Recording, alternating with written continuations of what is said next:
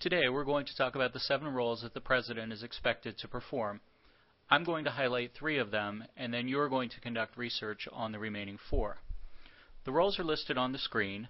They include Chief of State, Chief Executive, Chief Diplomat, Commander-in-Chief, Chief Legislator, Chief of the Party, and Chief Citizen. The first role we're going to take a look at is Chief of State. This role requires the President to be an inspiring example for the American people.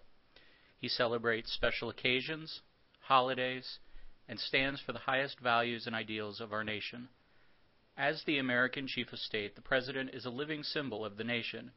It is considered a great honor for any citizen to shake the hand of the President. In some nations, the Chief of State is a king or queen. Here is a video clip of President Obama performing the annual Thanksgiving turkey pardon.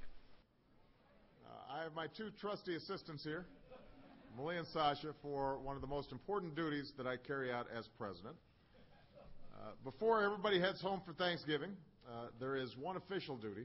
I am sworn to uphold as the leader of the most powerful nation on earth. Today I have the awesome responsibility of granting a presidential pardon to a pair of turkeys. Now, for the record, let me say that it feels pretty good to stop at least one shellacking this November.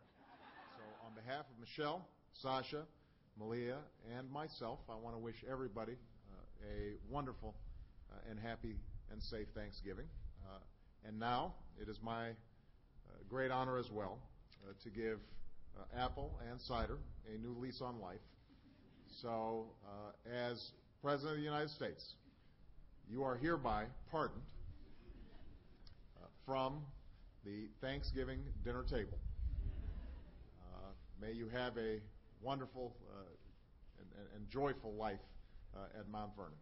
God bless you, and God bless the United States of America. The next role we're going to take a look at is the role of Chief Diplomat. Sometimes the President travels to foreign nations and meets with world leaders.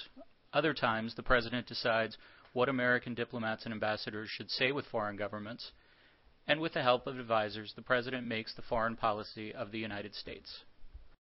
In this clip, the President promises support to Japan following the nuclear disaster. As I told Prime Minister Khan last night and reaffirmed at the Japanese embassy here in Washington today, the Japanese people are not alone in this time of great trial and sorrow. Across the Pacific, they will find a hand of support extended from the United States as they get back on their feet.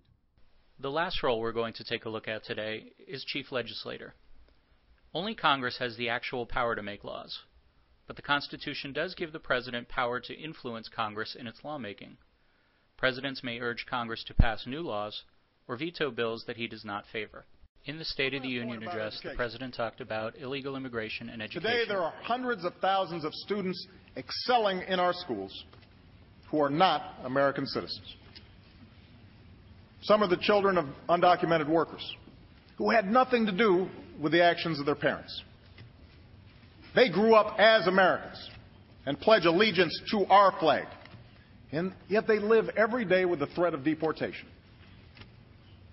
Others come here from abroad to study in our colleges and universities, but as soon as they obtain advanced degrees, we send them back home to compete against us. It makes no sense.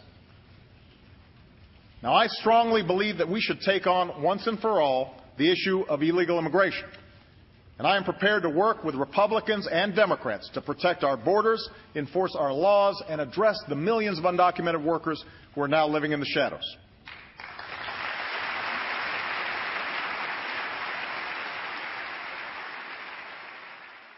Now it's your turn to research the other 4 roles of the President and be ready to report on them in class. If you have any questions, let me know.